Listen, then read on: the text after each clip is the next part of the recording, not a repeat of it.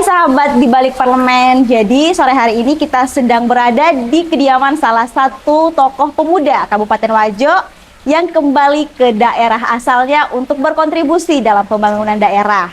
Nah, beliau merupakan staf ahli Badan Pengkajian MPR RI yang saat ini sudah berada di hadapan saya. Beliau mungkin teman-teman sudah ada yang kenal, sering disapa dengan Kak Andries. Nah, untuk lebih lanjut mungkin nanti kita bisa mendengarkan ya profil singkat dari beliau dan juga perjalanan karir beliau yang mungkin bisa menjadi motivasi untuk kita sebagai anak-anak muda untuk berkiprah di bidang politik. Kak Andries, gimana kabarnya hari ini? Alhamdulillah, baik Tika. Apa kabar? Alhamdulillah, sehat-sehat Kak. Ini sudah berapa lama datang dari Jakarta? Jadi ini kita kebetulan kita dikasih tanggung jawab yang menurut saya ini besar karena berkaitan dengan kemaslahatan masyarakat. Jadi saya sudah hampir sekitar setahun di sini dengan agenda tertentu tentunya. Iya. Nanti kita akan mendengarkan ya agenda tertentu apa yang dimaksud oleh Kak Andries. Nah, mungkin bisa sedikit diperkenalkan backgroundnya, meskipun itu hal-hal yang mungkin bisa menjadi motivasi ya untuk anak-anak muda, dan mungkin ada yang belum kenal Kak Andries karena Kak Andries lama di Jakarta. Jadi mungkin Kak Andries bisa memperkenalkan diri terlebih dahulu. Ya, Tika, saya Kak Andries, tepatnya Andries Rispandi. Jadi dulu memang sebelum sekolah ke Makassar di tahun 2006 saya tinggalkan Sengkang. Jadi saya memang lebih banyak aktivitas, bergaul di mana-mana, main bola, menari, melukis, pelari. Jadi kadang-kadang teman kalau event 17-an, saya lagi menari, ada yang berteriak di bawah, kenapa pemain bola menari? Seperti itu. Ya, Kak? Ya, jadi pada prinsipnya jika ada kemauan pasti kita punya jalannya tersendiri. Dan akhirnya saya merasakan manfaat pergaulan itu dari dulu karena akhirnya memiliki banyak teman. Memiliki banyak teman artinya kita memiliki kemudahan dalam berbagai hal. Tentu begitu, Tika. Iya. Nah, mungkin bisa dipaparkan sedikit perjalanan pendidikannya Kak Andries. Kenapa memilih jurusan kemarin ilmu politik. Nah, jadi apa alasannya Kak Andries pilih politik? Jadi ceritanya saya memiliki feeling sebenarnya di politik. Kenapa saya pilih itu tentu beralasan. Yang pertama, waktu saya sekolah selalu ditunjuk sebagai ketua kelas. Meskipun saya dalam tanda kutip sedikit jahil sama teman-teman, tapi pada saat pemilihan ketua kelas teman-teman kembali memilih saya. Jadi perenungan-perenungan kecil itu saya bawa pada akhirnya nanti memutuskan untuk mengambil ilmu politik. Jadi waktu lulus sekolah saya diberi 3 pilihan oleh guru-guru kita di SMA Negeri 1 Sengkang. Waktu itu untuk memilih 3 pilihan. Yang pertama ada ilmu politik, kedua hukum, ketiga komunikasi. Dan saya memantapkan diri untuk memilih ilmu politik karena pada saat saya sebelum mengambil putusan itu, saya kembali ke daerah, ke rumah dan nonton. Pada waktu itu saya langsung nonton film judulnya University of Columbus. Jadi dia sangat tepat karena di sekolah itu, di kampus itu belajar tentang ilmu politik. Saya tertarik. Jadi kemudian saya memilih ilmu politik dan kebetulan saya bertemu dengan penulis di dalam bukunya tentunya. Jadi Paulo Coelho ini akhirnya mempengaruhi saya di bukunya Sang Alkemis.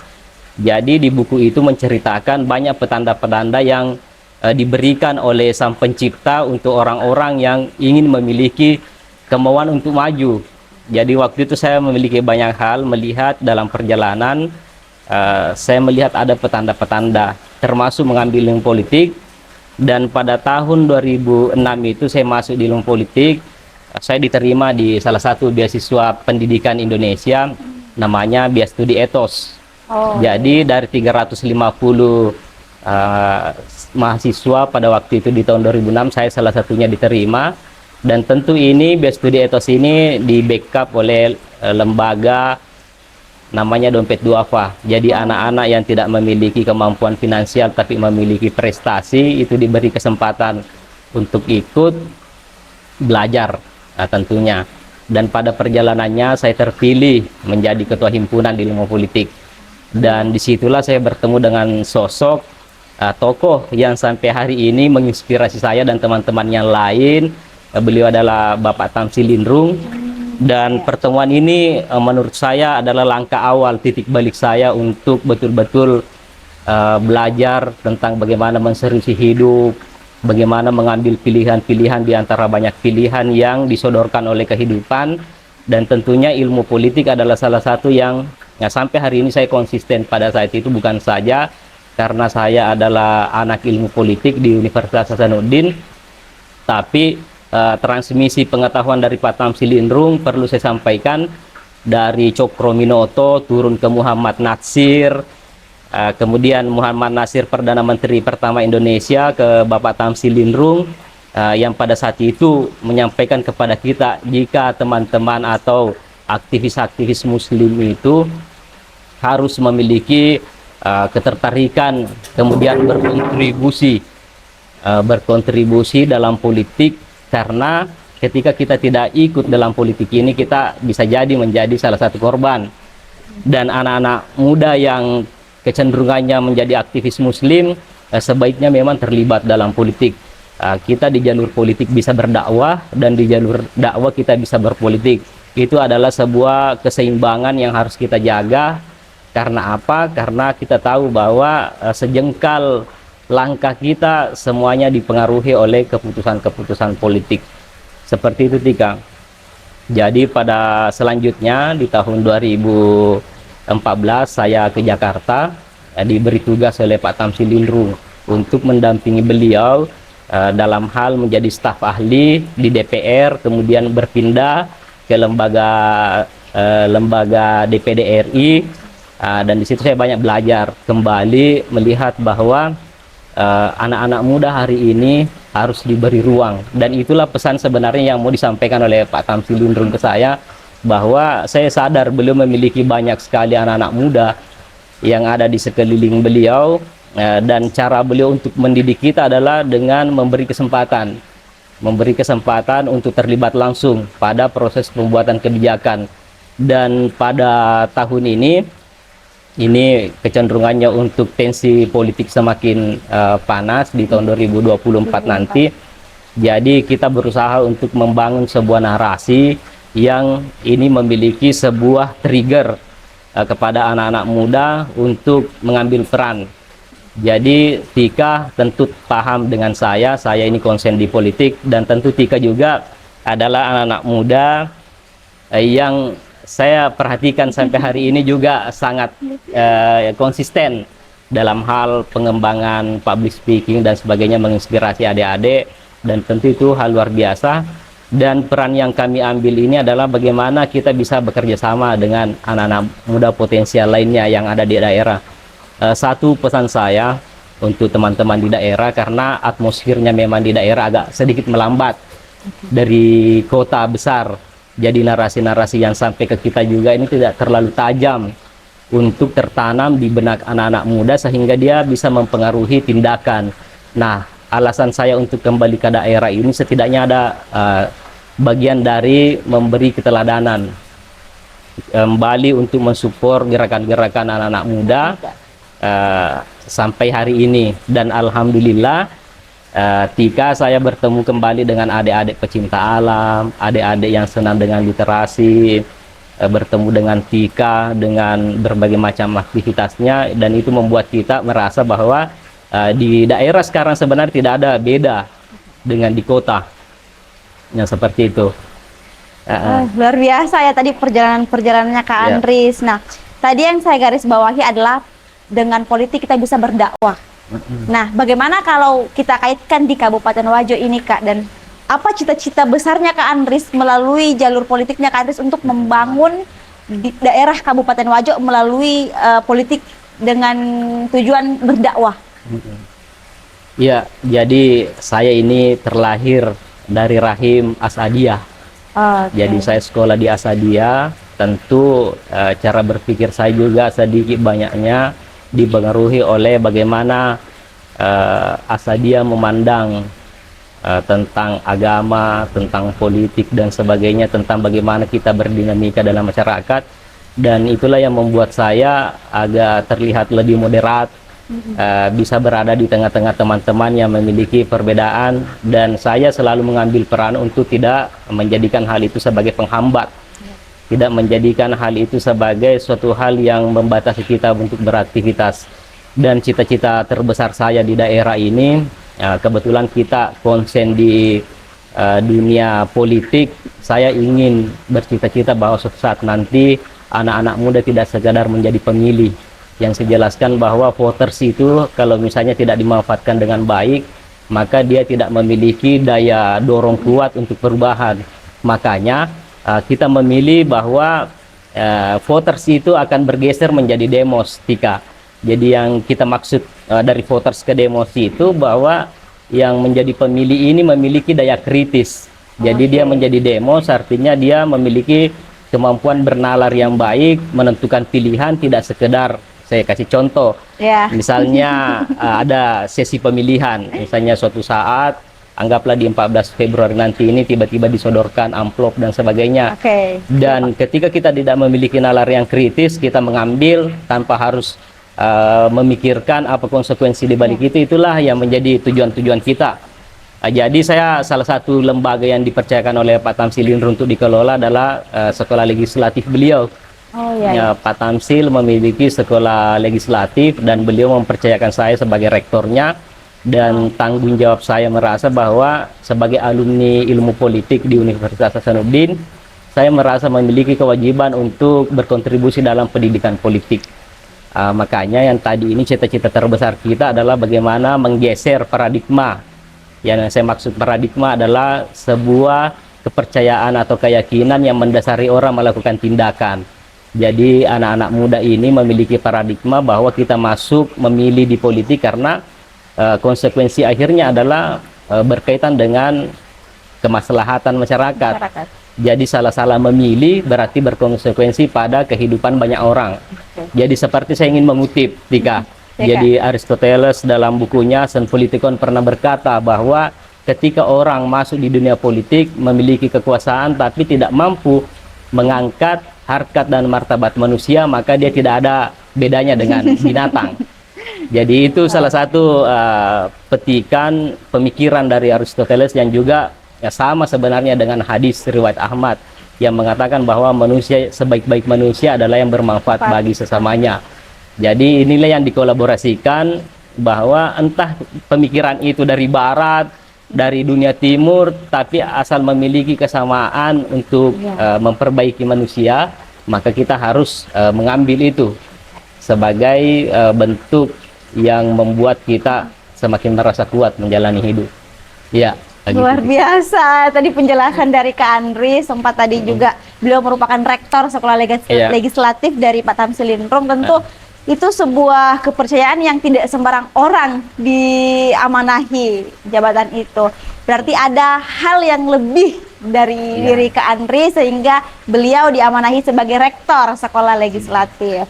Nah, tadi tujuan tertentu Kak Andri kembali ke daerah setelah mempersembahkan pengabdiannya di ibu kota, kembali melihat daerah di Kabupaten Wajo ini. Nah, apa sebenarnya cita-cita besarnya Kak Andris untuk kembali, apa yang mau dibangun di Kabupaten Wajo ini, dan bagaimana sih sebenarnya Kabupaten Wajo saat ini kondisinya? Iya, kalau alasan tadi kembali ke daerah, saya tentunya memiliki yang pertama keluarga di sini.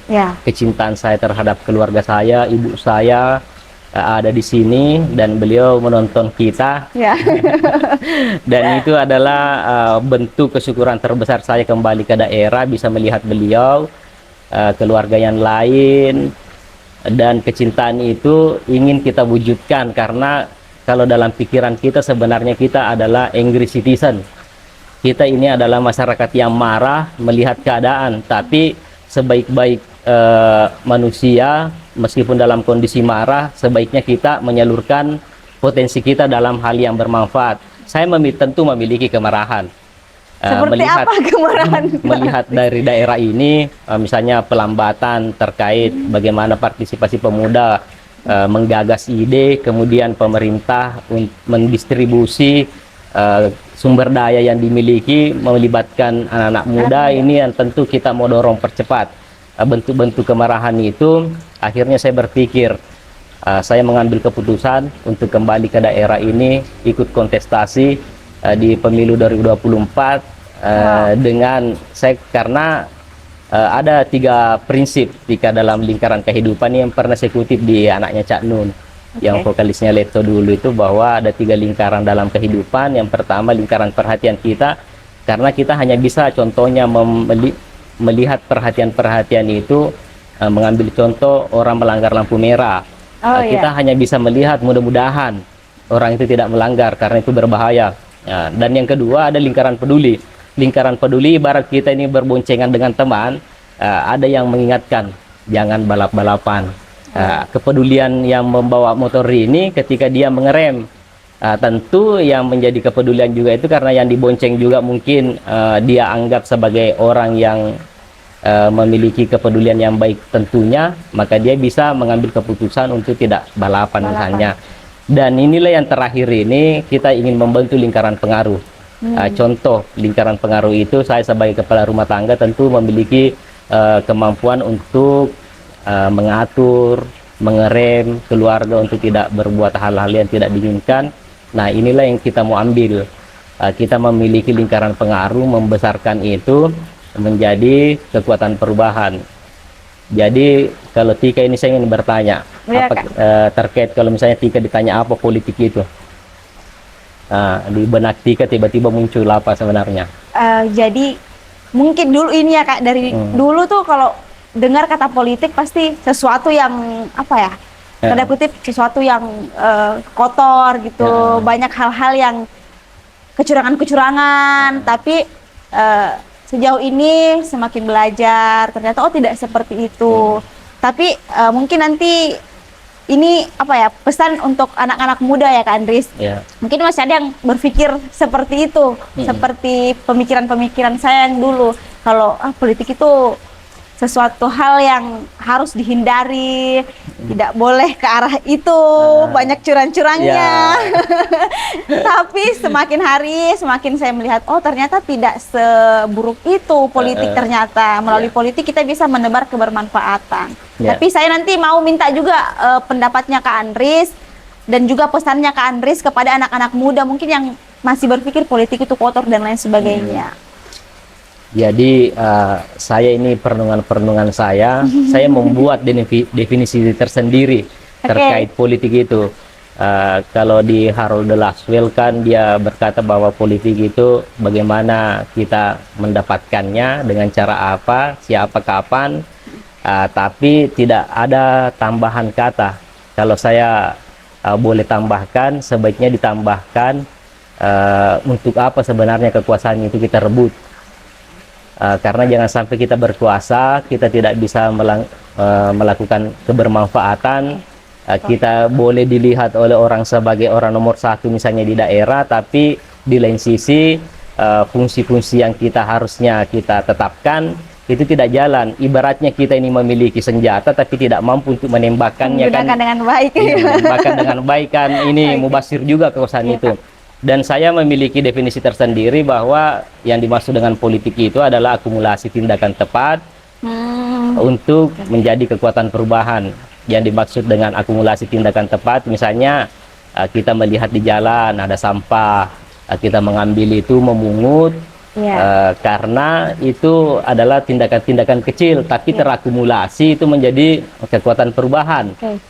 Misalnya itu yang contoh-contohnya akumulasi sederhana tapi maknanya luar biasa. Misalnya Tika di rumah ada orang tuanya sudah makan misalnya, terakumulasi juga piring di situ. Jadi kita mengambil inisiatif untuk membantu mencuci, itu adalah akumulasi tindakan tepat menjadi kekuatan perubahan.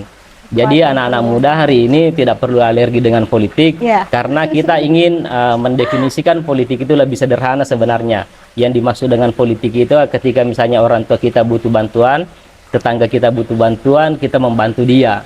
Jadi semoga dengan tindakan-tindakan kecil yang seperti itu bisa menjadi akumulasi, Perubahan yang bawa menjadi perubahan. akumulasi, menjadi kekuatan perubahan. Kita tidak perlu terlalu bermimpi terlalu tinggi yang pada akhirnya itu hanya menjadi mimpi-mimpi saja. Ada mimpi, kita eksekusi. Perlahan-lahan dari anak-anak tangga yang terkecil, perlahan-lahan karena kita telah memilih mode perjuangan. Mode perjuangan kita adalah model maraton, bukan model sprinter. Ada teman-teman saya banyak di Jakarta yang hari ini teman-teman diskusi. Yang nanti di lain waktu kita bisa bertemu dengan mereka semuanya. Iya. Nah, tadi Kak Andries ikut pada ajang nantinya di 2024 ini. Kenapa Kak Andries pilih di Kabupaten Wajo? Kenapa tidak langsung ke provinsi? Kalau kita lihat karirnya Kak Andries yang sudah lama di Jakarta, mungkin bisa juga langsung di provinsi. Kenapa memilih di daerah Kabupaten Wajo untuk saat ini? Jadi ini tentu pilihan panjang sebenarnya, Tika. Saya sudah pikir saya ingin memulai karir dari bawah sebenarnya. Saya juga tidak boleh merasa terlalu pintar. Juga tidak boleh merasa bahwa saya sudah mampu segala-galanya, tapi sebaiknya saya memberi contoh bahwa karir saya ini adalah pilihan saya membangun dari kabupaten dulu. Ada banyak hal yang saya temui, ada teman-teman berkata di dapil tempe ini dapil neraka. Saya balik itu, Tika. Menurut saya dapil tempe ini adalah dapil surga. Kenapa begitu, Kak Andries? Dapil surga yang pertama, lokasinya tidak terlalu luas, mudah dijangkau. Kemudian keluarga di sini banyak hal. Artinya dari segi biaya, dari segi efektivitas pergerakan itu sudah tidak terlalu berat. Dan kemudian yang kedua ini, tempe ini menjadi sentrum contoh bagi daerah atau kecamatan lain yang ada di Wajo ini. Barometernya ada di tempe ini. Jadi kita ingin menebarkan kebaikan dulu di tempe, perlahan-lahan kalau memang karir kita disukai oleh masyarakat, tentu mau provinsi atau lanjutan ke tempat yang lain tentu ada jalannya, tapi pembuktiannya dulu harus di level terkecil kita perlihatkan itu, Tika. Biasa ternyata sudah melalui perenungan-perenungan panjang. Saya memang suka merenung. Memilih di Kabupaten Wajo. Nah, Kak Andries, kalau kita lihat ternyata di Kabupaten Wajo ini banyak sekali anak-anak muda yang ikut di ajang pemilihan nanti di 2024. Apakah ini membuktikan bahwa anak muda sudah melek politik, sudah banyak yang yang sadar akan pentingnya politik yang ke arah yang positif begitu, sehingga bagaimana tanggapan Kak Andries melihat anak-anak muda yang ikut berkompetisi nanti di 2024? Jadi ini pertanyaan atau dari Tika ini mengingatkan saya di podcastnya Kakak Rijal dulu. Jadi di situ saya mendorong anak-anak muda untuk maju di politik dengan catatan bahwa telah melalui sebuah proses, karena kita tidak hanya sekedar berpikir bagaimana memenangkan kontestasi, tapi kita berpikir bagaimana setelah menang di kontestasi itu kita bisa berkontribusi. Apakah misalnya teman-teman yang hadir ini yang dianggap pemuda tadi itu punya kompetensi, misalnya dinamika politik itu sangat keras, jadi pengalaman dan kapabilitas tentu dituntut di situ, Tika. Jadi misalnya saya kasih contoh, kita ini muda, energik, tapi kekuatan kita itu yang energik tadi ini akan sangat dipengaruhi oleh bagaimana pengetahuan kita. Apakah mampu untuk menyerap aspirasi kemudian menggaungkannya. Karena ada 3 contoh sebenarnya kalau kita mau memilih calon. Ada beberapa indikator, setidak-tidaknya saya sebutkan 3. Yang pertama memang yang misalnya mudah ditemui. Betul. Ini kan ada juga yang sebenarnya sudah terpilih. Setelah itu 5 tahun berikutnya baru muncul kembali. Betul. Kita tidak ingin menempuh hal-hal seperti itu, makanya saya biasa turun langsung ke masyarakat, Tiga. Saya ketemu langsung karena niat memang ingin dikenal dan saya ingin mengenal siapa yang memilih saya. Mudah ditemui. Dan yang kedua, ini yang mampu untuk menyuarakan kepedihan Saya tidak Ya, ya. karena kita kasih naik levelnya sedikit, bukan lagi masalah tapi kepedihan sebenarnya. Masyarakat kita mengalami kepedihan yang berlarut-larut. Oke. Dan apakah calon yang terpilih ini mampu menyuarakan itu, kepedihan itu sampai betul-betul menjadi sebuah produk hukum. Anggaplah kalau misalnya di daerah ini menjadi produk perda. Iya.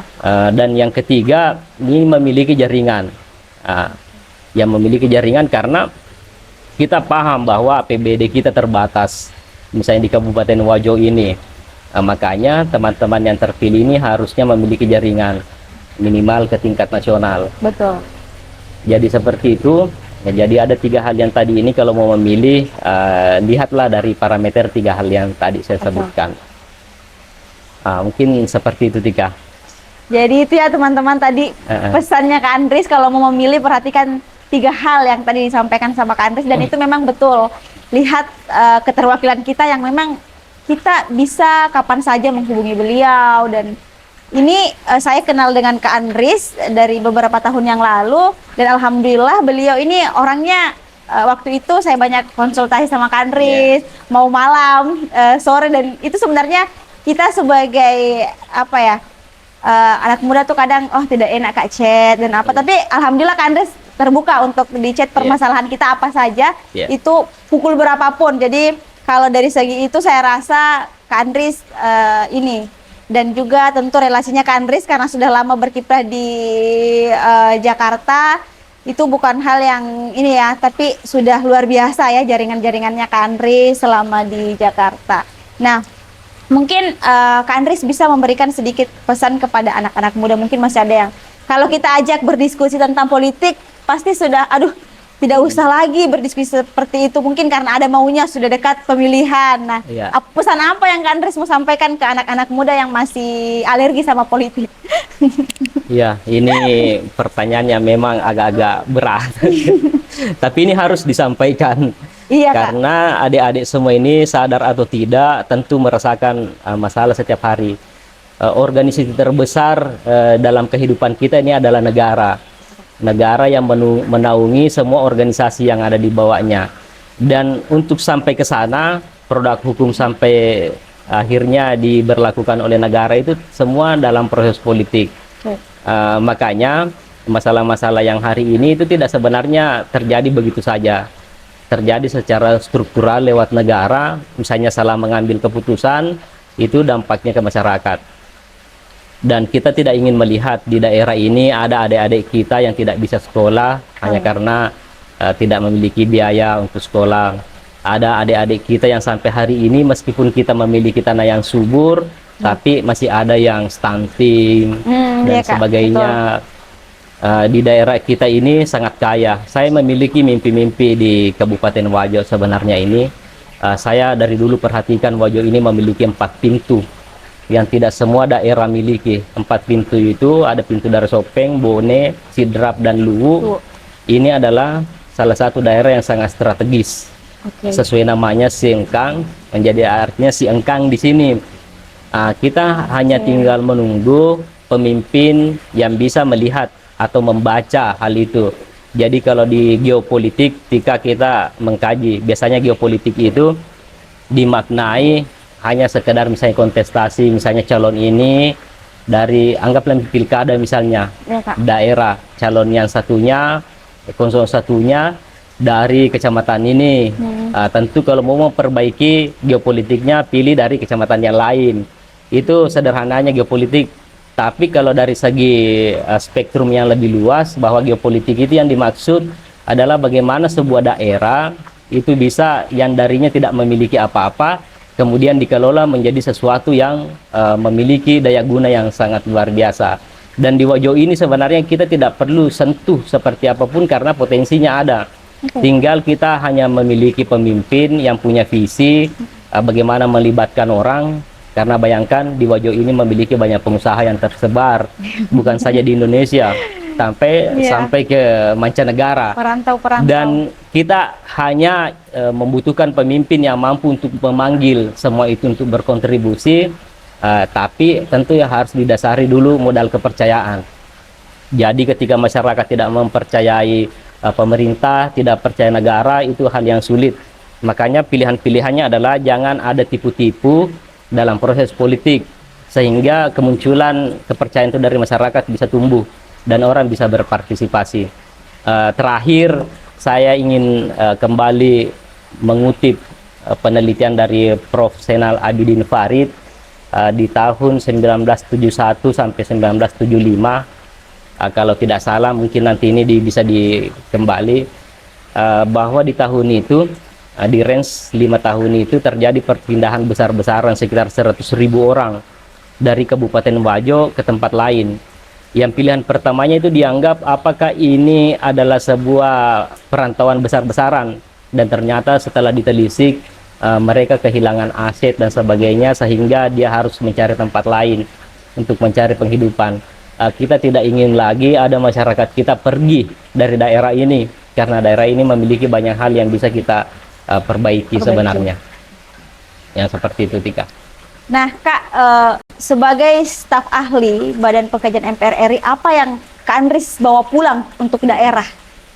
Ya, jadi yang tentu saya memiliki pengetahuan, pengalaman itu karena ikut dengan orang-orang seperti Pak Tamsil, yang akhirnya vibran positif beliau sampai ke kita. Dan itu membuat kita percaya diri untuk mengambil bagian. Sebenarnya itu poin pertama yang saya bawa. Dan kedua, kita mengetahui mekanisme bagaimana kebijakan itu diproduksi, tentunya. Dan yang kemudian yang paling penting adalah bagaimana anak-anak muda itu mengambil bagian. Karena banyak orang sebenarnya, atau kita telusuri dari jejak-jejak peradaban dunia, banyak orang-orang jago di suatu zaman, tapi hanya orang-orang tertentu yang muncul. Karena kenapa? Karena tidak semua ternyata anak-anak muda yang memiliki potensi itu mau mengambil inisiatif untuk misalnya mengambil langkah-langkah perbaikan. Itu makanya misalnya di zaman Al-Ghazali, misalnya di tahun-tahun yang ini muncul banyak orang yang jago berpikir, tapi kenapa hanya Al-Ghazali yang muncul pada saat itu? Itu karena dia konsisten. Jadi saya dari 2006 ikut terlibat di politik sampai hari ini, itu sudah menginjak usia yang menurut saya lumayan lah untuk 17 tahun lebih. Untuk ini luar biasa ya. Modal itulah, Tika, yang saya bawa pulang, sehingga saya maju di Dapil Tempe lewat Partai Keadilan Sejahtera. Nomor urut 1. Spill ya, Partai Keadilan Sejahtera nomor 1. Nah, sebagai akhir dari sesi ini, Kak, bagaimana sih sebenarnya dan apa yang diperjuangkan, dan bagaimana cara memperjuangkan ya kepedihan-kepedihan tadi masyarakat untuk dibawa ke pusat? Mungkin ini sebenarnya tidak semua orang ya bisa. Betul. Di ini. Jadi saya ingin memberikan skema. Sebenarnya ini berasal dari teori, ini dari Surov. Teorinya itu dari dosen saya, Pak Ali Armunanto, Three-Headed Political Giant. Jadi ada 3 kekuatan politik, kekuatan raksasa politik, yang ini nanti yang bekerja sebenarnya. Bagaimana politik itu bisa efektif bekerja? Yang saya jelaskan, yang pertama, party in the grassroots. Party di grassroots ini adalah komunitas-komunitas yang ada di masyarakat. Mereka-mereka inilah kayak misalnya LSM yang benar ya. LSM yang benar. Jadi misalnya LSM mampu untuk melihat masalah di masyarakat, mengidentifikasi itu, kemudian dia mengafiliasikan kepentingan itu ke party in the office. Misalnya contoh, kalau di PKS ada pengurus DPD tingkat 2, pengurus kabupaten misalnya. Jadi LSM tadi ini membawa masalah yang dari masyarakat masuk ke partai membahas itu, kemudian mengkonversi apakah bentuknya dalam produk rancangan Perda atau RUU kalau di pusat, dan bahan-bahan yang tadi ini karena partai bekerja, dan itu yang disodorkan ke party in the government. Party in the government ini adalah perwakilan partai politik yang resmi duduk melalui elected official. Jadi dia terpilih masuk di parlemen misalnya atau eksekutif, dan partai politik yang tadi ini berada di party in the office ini mendorong masalah itu sampai ke perwakilannya, sehingga skemanya terbentuk. Ada yang memasukkan masalah, ada yang mengelola masalah itu menjadi sebuah formulasi, dan kemudian ada yang menyuarakannya, menyuarakan masalah itu. Jadi 3 raksasa politik tadi itu tentu itu ya adalah skema perjuangan politik yang sebenarnya harus dipakai setiap partai politik untuk yang memperjuangkan basis konstituennya minimal. Begitu. Nah, Tika. luar biasa Iya. ya. Ya itu kan tadi sharing-sharing kita, dan ini sebenarnya bukan hanya sekedar podcast ya, kita bisa kuliah di SKS sore hari ini bersama dengan Kak Andries, dan banyak ilmu yang saya juga dapatkan pada sore hari ini terkait dengan politik. Dan ternyata ya teman-teman, politik tidak seburuk yang difikirkan. Politik bukan tentang curang, politik bukan hanya ya kalau datang ada maunya, gitu. Tadi ada pesan-pesannya Kak Andries, kalau kita mau memilih ya perhatikan 3 unsur yang tadi Kak Andries jelaskan. Dan itu memang sangat penting, karena apa? Ini kepentingan kita 5 tahun ke depan. 5 tahun ke depan bukan waktu yang singkat, bukan cuma beberapa bulan kita menjalaninya, dan ini untuk kepentingan Kabupaten Wajo ke depannya. Dan ini sangat penting ya, perlu diperhatikan. Dan terima kasih Kak Andries sharing-sharingnya sore hari ini. Alhamdulillah luar biasa. Semoga pengabdiannya Kak Andries dipermudah, karena Amin. kalau kita tadi lihat niatnya Kak Andries luar biasa, bukan hanya di sekitar kelurahannya Kak Andries atau desanya Kak Andries, tapi bagaimana bisa melihat Kabupaten Wajo seperti apa, dan akan nantinya membawa perubahan yang lebih baik lagi tentunya dari permasalahan yang terjadi pada hari ini. Sekian dari Di Balik Parlemen Kabupaten Wajo. Selamat sore.